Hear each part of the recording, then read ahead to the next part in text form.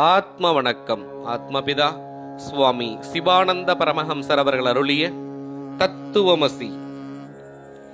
தத்துவமசி என்றால் தத் கூட்டல் துவம் கூட்டல் அசி.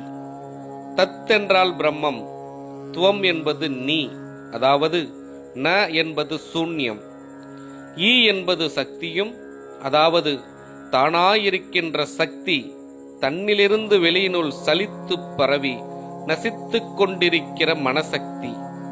அசி என்றால் பவிக்கின்றது, அதாவது ஆகின்றது என்றும் பொருள்படுகிறது.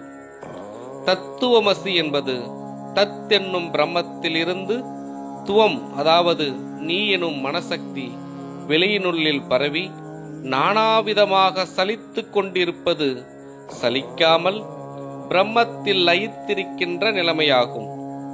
அந்த சமயத்தில் நானாவிதத்தில் சலித்து பிரமித்துக் கொண்டிருக்கிற மனசக்தி பிரம்மமாய் தீருகிறது.